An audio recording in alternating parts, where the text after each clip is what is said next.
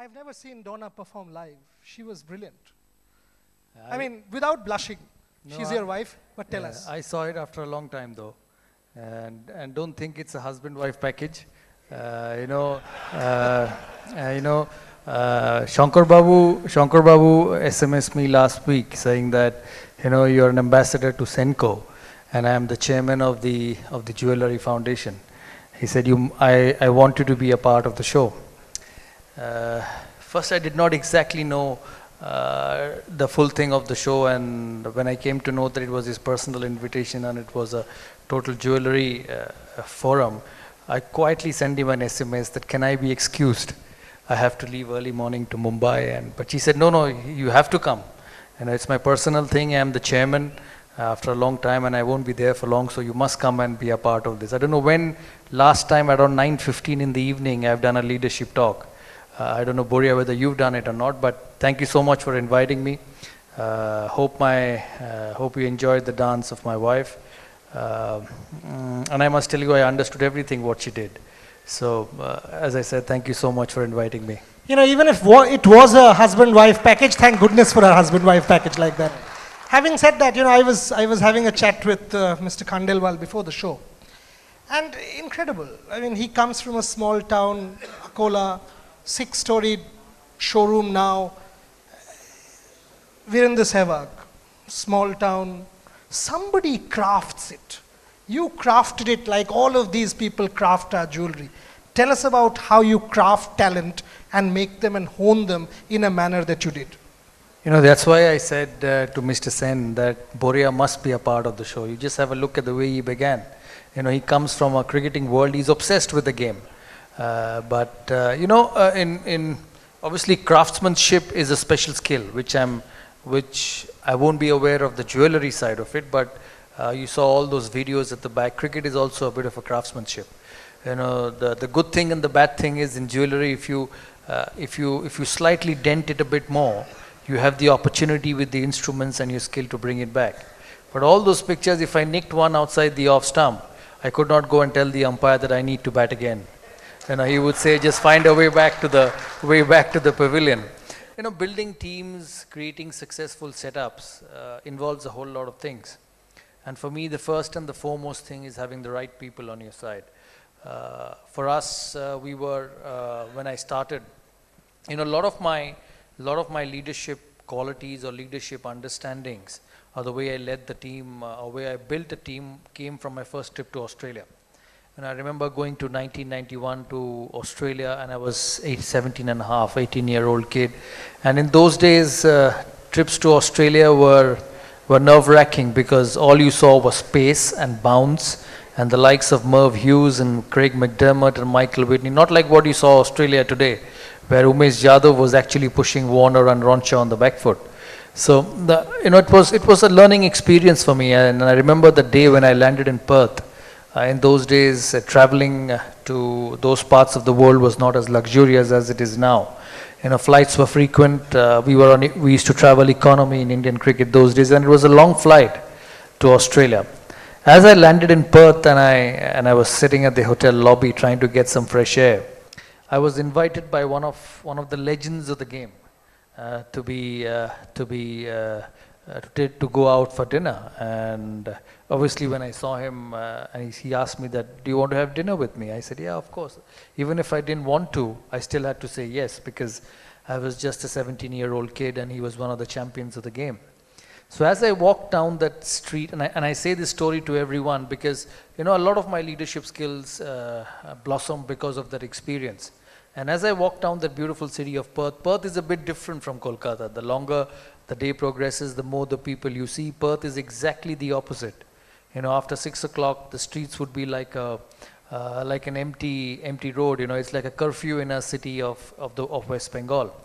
And as I walked down the beautiful city and we entered a Chinese restaurant, and as we ordered food, obviously he ordered and I ate, because when you were young and making your first trip, you just let the big man take over. So as I was going through the lovely Chinese and we were talking about the trip to Australia, he suddenly jumped up and said that, I should not have been on this trip.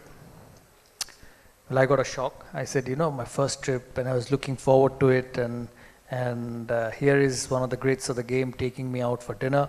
And the first thing he says, I should not have been on this trip. And so I asked him, why do you feel that way? He said, Australia is a hard place to play cricket. There's pace and bounds on these pitches. India does not do well in those days in 1991 away from home. For any young player, the best place to make a debut was India. I didn't utter a word after that. The dinner went on. I tried to finish as quickly as I could and try to get out of the restaurant. So the reason I say this story to everyone is because, when I first became captain of India and in the year 2000, my first and foremost challenge was to pick the right bunch of boys. We were a team. Yes, we were just 15, not as big as the jewellery fraternity, where thousands or probably lakhs of people who are taking this industry forward. For us, it was about dealing with 15 players. But I realized that if I had to succeed, the other 14 had to be good. So when I picked someone, I just did not pick anyone on haste, because during my growing days, I saw a lot of big players, a lot of good players go down the drain because of lack of opportunity. I played first class cricket, saw the likes of Arun Lal, Ajay Sharma, Ashok Malhotra, Raman Lamba, some of the prolific scorers in first class cricket, hardly get games for India. So when I sat down to pick a young player, it was pretty clear to the selectors that, listen, if he has to be picked, he has to be picked over a string of good performances. But once you pick him, you must give him a fair opportunity to perform. Because for all of us here in life, the biggest fear for all of us is the fear of failure. We all want to be good. The good thing for a jewellery business or any other business is that you have so many people, so many opportunities. If you're working with Senco, it's fine. If you're not, you've got BC Sen, you've got Kalyan Jewelers, you've got some of the other jewelers. There's an opportunity for you. But for us, if we didn't play for India, we were playing Ranji Trophy. And on a Friday night, you're out in Mumbai playing India versus Pakistan and 80,000 people watching. There is not a silent spot in the stadium. And if you don't perform, the next day you are in Ranji Trophy with 3 old men and a dog watching. So that's sort of a transition you made. So for us, the life was a lot more riskier. Life was a lot more riskier than all of you. I know you were pushed with a huge threat of demonetization, and I hope there's no media people here. Demonetization and being a very dear friend, Shankar Babu, I called him one day and just to find out how he was. The way he said hello on the phone, I realized that my next question should not be, how's your business working? Because the hello on the phone made me realize that he was still fighting. I said, okay, I won't call him for a week. And when I called him back after 2 weeks, he said, no, everything's fine, and it's a good thing which has happened for us. On that note, he said, no media, I am media, but I won't report that. Having said that, he made some very, very interesting points there, and again connects me to some of your stories. Mr. Alam, when he was on stage and I was listening to him, he said, Karigorra bhalo nei, the workers are not good.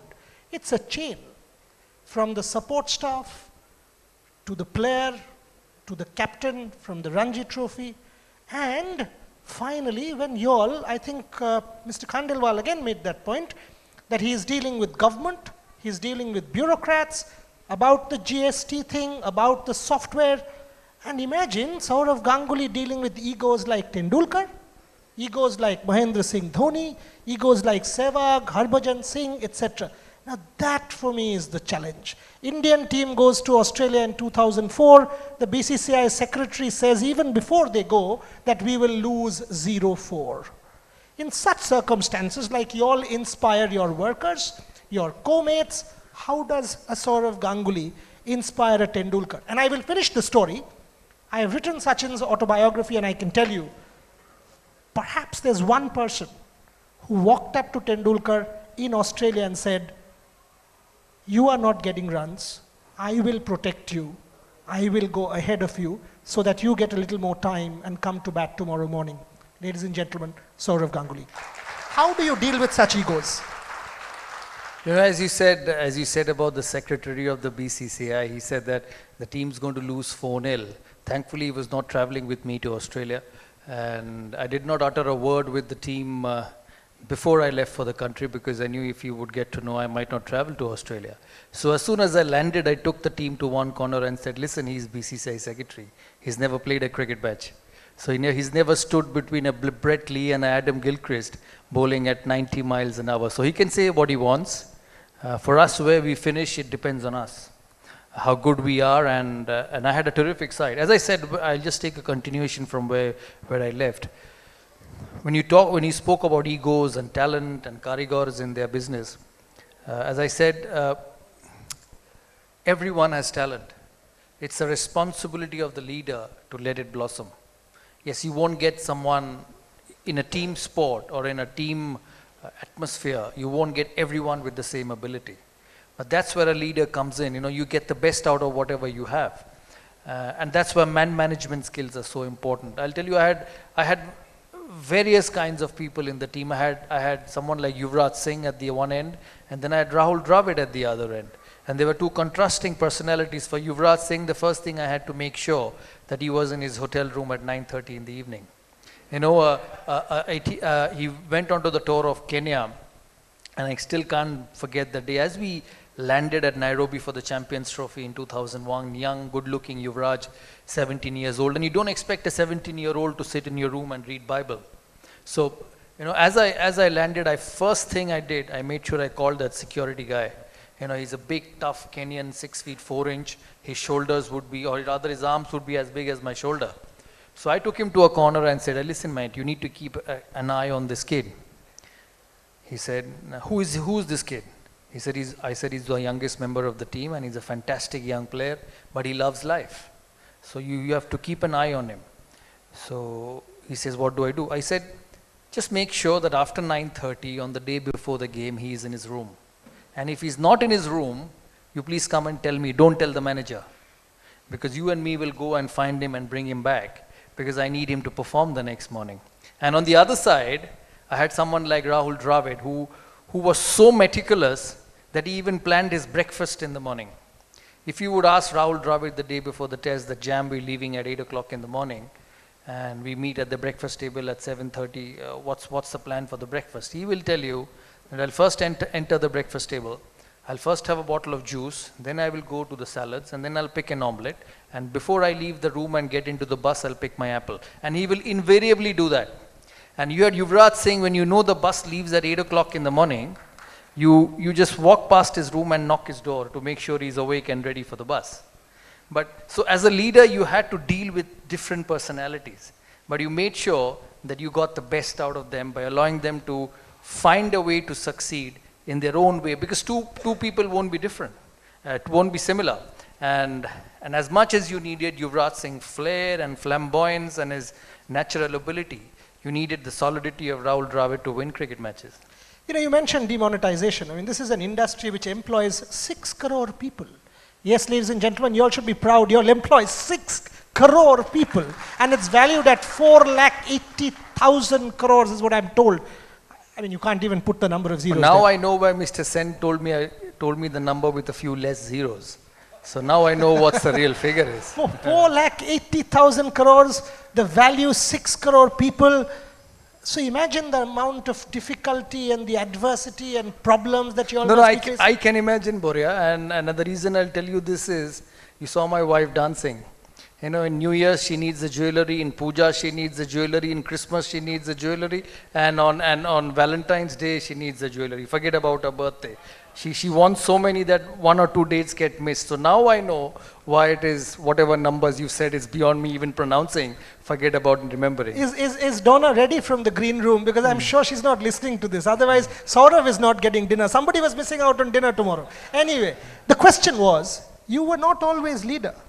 There was a phase when a Greg Chappell happened, when Sourav Ganguly was not captain. He was playing the Ranji Trophy, traveling by train with Bengal, just like you people have. You all have struggled. You all have struggled and have come up to this level. Tell us about that struggle. When you fall from grace, when you fall from there and you've got to go up again, how do you recuperate? How do you do that? That's life. That's the way life happens. That's why Mr. Sen's voice became so shrill the day I called him after demonetization. And in a 15 days time, he was back to his normal and business was running. So, sometimes you meet people like that. That's the first thing. After my experience with Greg Chappell, I tell young entrepreneurs and young aspirants that moment you see a boss, moment you see a head coach, just put a slip under the door that, sir, I am with you. Don't go the Ganguly way because you might be stranded. So, it was a huge learning phase of my life. Before that, 10 years, I was captain of India, playing, never missed a series, and the graph was only up. Then suddenly I realized that somebody like the gentleman existed.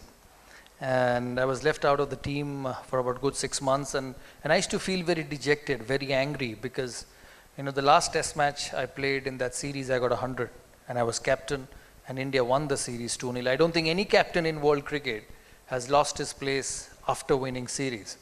But then that's what was life. So I used to wake up in the morning, read newspapers, and my father was just a die-hard cricket buff. All he wanted his son to do was to pick up the bat and play.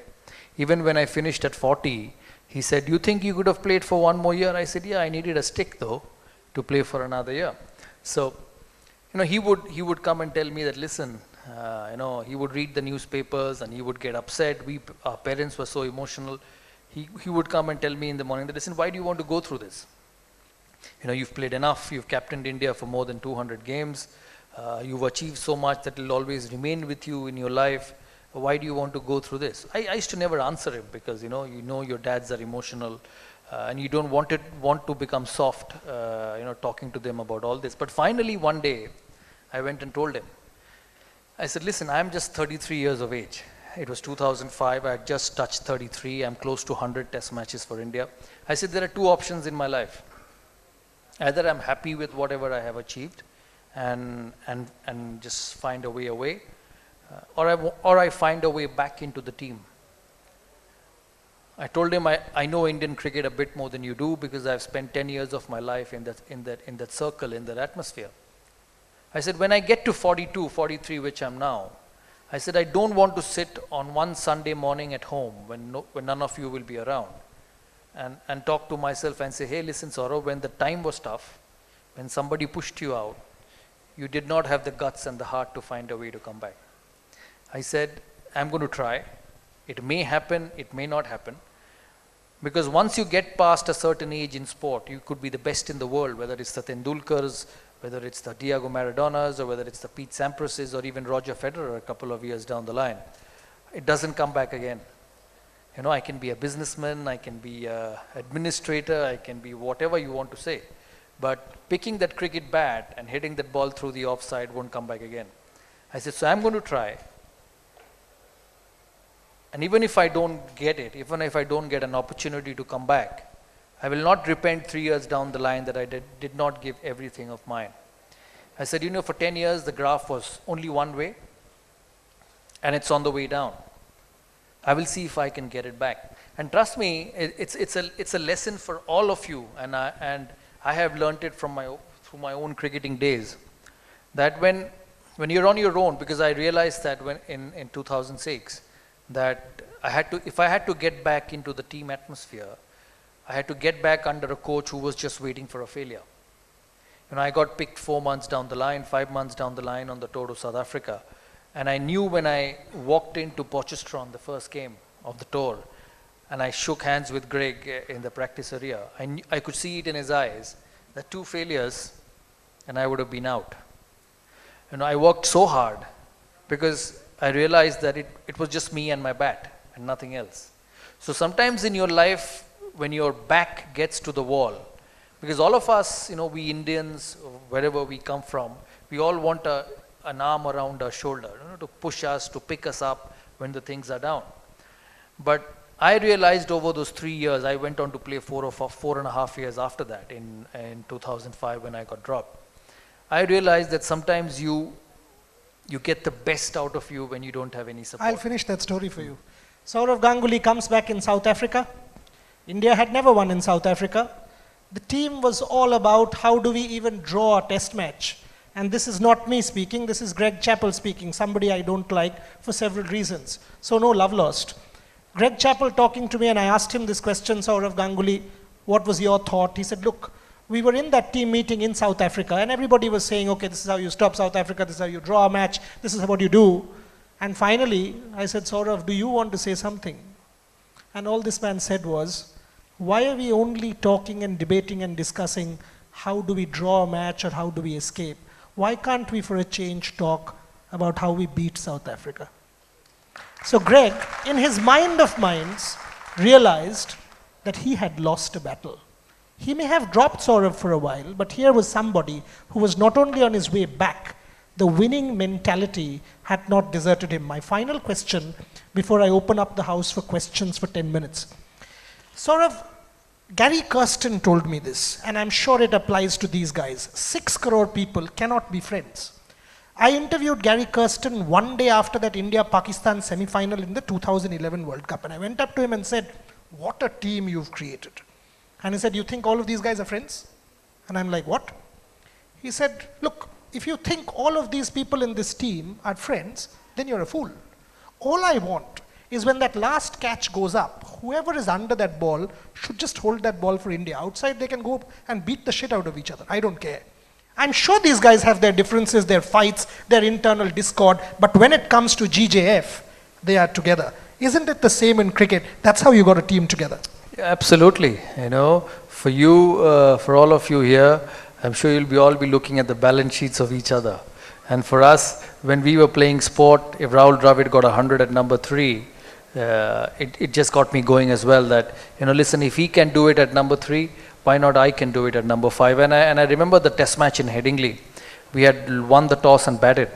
It was one of those coldest days in England in the month of September. And when Ian Botham, who was at the toss, heard me say that I'm batting, so he looked at me. He said, did you turn up and look? I said, yeah, Ian, I did that. I know it's dark and windy and it's cloudy, but I've got 2 spinners in the side. And I cannot just play 2 spinners and win the toss and field. I look like a fool. He said, fine, good luck for the test match. We'll talk to you after the test match finished. And then I saw Rahul played an outstanding test match innings. He got 100 at number 3 and I was padded up to bat at number 5. And I also went on to get a test match 100. Sachin got 100 at 4. The reason I say this is because, you know, in a fraternity where you have everyone working together, there is competition. Competition is good. Competition is healthy. It gets the best out of everyone. Because you know, all of us in life need that push at the back every now and then. A push to say, listen, you're just going down the graph a bit. It's time for you to pull up and become better. So competition is important, and I want to see the competition among the market because it'll help you to become better. It'll help you to produce the best goods for the customers. And moment you start producing the best, people will buy. So competition actually serves the end result of your entire time and effort and work is the results on the profit and loss account in your balance sheet. It's the same for us. If you know, I remember once speaking to Wasim, and he said that, you know, there was a period for 2 or 3 years in Pakistan cricket, he was not friends with Waqar. Even when they checked in at the hotel, they made sure that one took a room on the right hand corner and the other took a room on the left hand corner. But what it did for them was, when both got the new ball to play for Pakistan and both got the new ball at 2 ends, if Wasim was bowling at 90 miles an hour, Waqar made sure that he bowled at 90 miles an hour. And who benefited? Pakistan cricket, because they used to get teams out. So clearly when Nitin Khandelwal and Shankar Babu fight with each other, who benefits GJF does and the fraternity does in terms of the quality of jewellery. So that's what the lesson is from this. India actually scored 628 runs in that innings, the highest we've scored in England of 8 wickets. The one time in cricket history perhaps when the umpires came and offered the light to this gentleman and Sachin Tendulkar and they refused and said we want to keep batting on. That's what happened in Headingley at that point, ladies and gentlemen. On that note, I'll open it up for questions. Please, whatever you want to ask Sourav Ganguly, no media except myself. So fire away. Couple of questions, 3 questions, and we'll close this session. Raise your hands, introduce yourself, and questions. Hands? Yes, sir. আপনি এই মাইক্রোফোনটা নিয়ে নিন, চলে আসুন।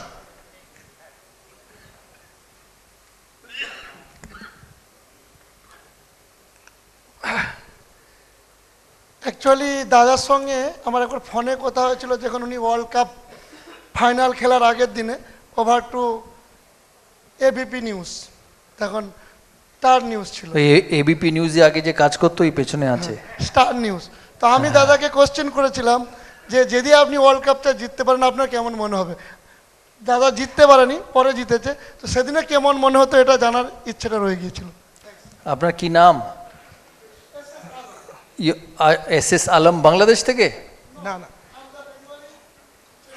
চেন্নাই থেকে, চেন্নাইয়ের Bengali. Well, the feeling that night in the World Cup final wasn't good because Australia beat us so badly that I was literally in tears once I was returning on the way back from the ground to the hotel, because World Cup final is a World Cup final. It's a huge moment for everybody's career, and we got stuck amidst an Australian team who was probably the best I've seen in last 25-30 years. So that's the way it was, and we just dealt with it. It was demoralizing because for 3.5 months we played such good cricket on the trip to South Africa, and then at the final to be beaten by one of the top sides in the world. It was never easy, but luckily India went on to win in 2011, and although I was not a part of the side, but I still saw India winning the World Cup at the Wankhede Stadium. Yeah, but one cannot forget that in that tournament, after losing to Australia on 15th of Feb, 125 all out, India came back to win 8 straight matches and make the final with Sourav Ganguly as captain. 2 more questions. Gentlemen here, answer, you there.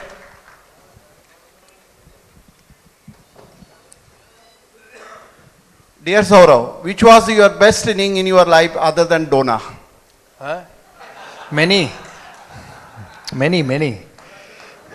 Privately I can tell you a lot, but publicly my first test innings when I played at Lord's. The reason I say this is because, anything you do first is special because that sets a trend for you. A lot of people ask me that you've answered a lot of your critics back after your first test match 100 at Lord's. It was my debut 100. That was my first test and I got 100, which you saw some of the clippings. I said, listen, the best thing what that test match 100 or what that knock had done for me was made me believe that I belong to this level. So I will always rate my first test match innings as the best innings of my life because it gave me a platform, it gave me a belief within me that I will succeed at this international level over a period of time, which is so important. Mr. Sridhar, I can't sort of miss you. Immediate past chairman of GJF, fire away. Hi, Mr. Sourav. It's a pleasure that you are with us. See, today you have not only won by yourself, you have made your team to win, you have made your country to win. The entire 6 crore dependents and the 1 crore direct dependents in the entire industry a bit struggling, and some of the team members are trying to run away. You started your career at the age of 17. Today, the career of our karigars, the craftsmen, the best top skill karigars in the world, I can tell, where they have a zero education, but they are the best in the country. They are trying to run away from the industry, and since because of the small challenges, the entire things are happen. I wanted you to give a strong message to our entire fraternity as well as the teenagers and the youngsters who really wanted to come to the industry, and we expect all our younger generation to come in this particular field. Everything you do in life, whether you're a sportsman or a businessman or a journalist, you have to have passion for that. That's the only way you can improve. A lot of people will ask you that, or they have asked me that, Sourav, why didn't you do X or why didn't you do Y? You had the opportunity, you would become this, you would become that.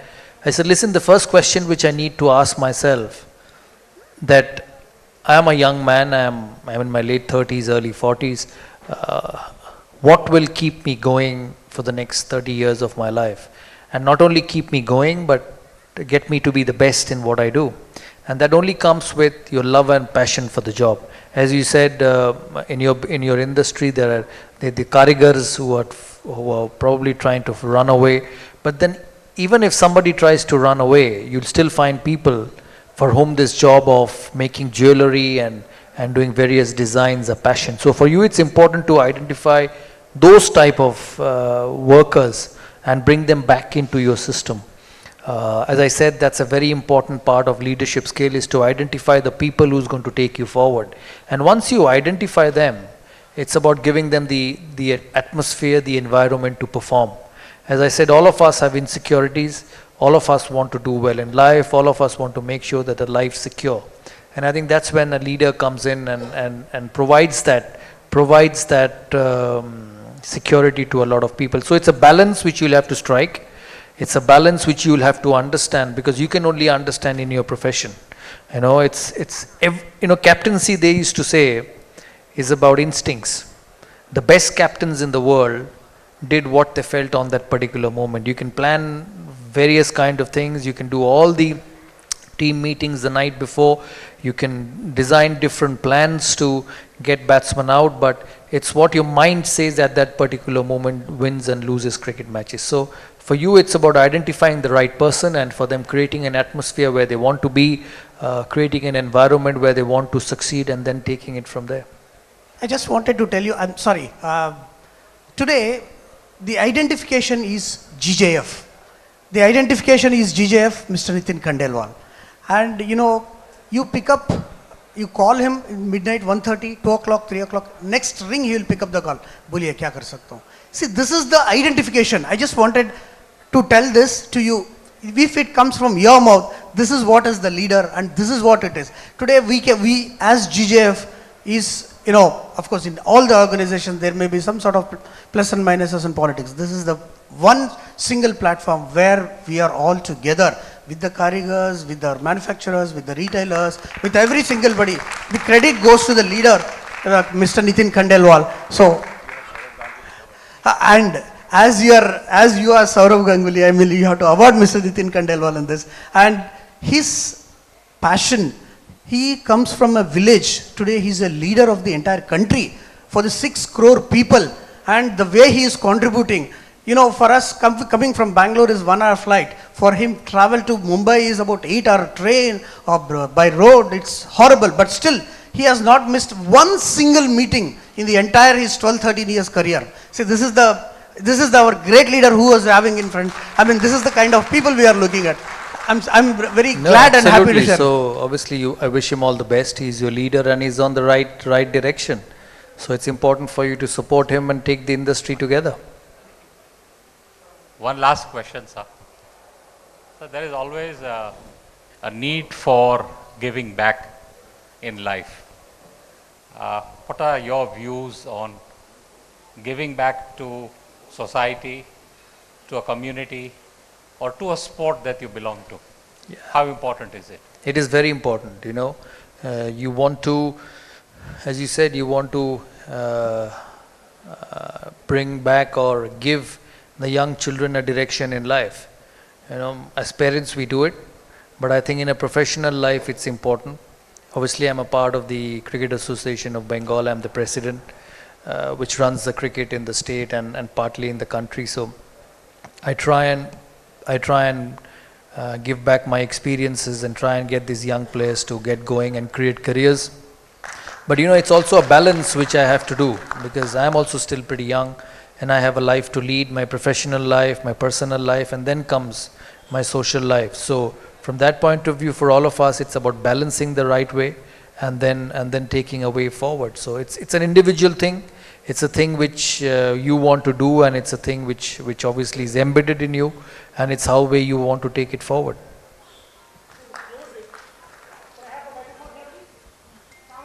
Hello.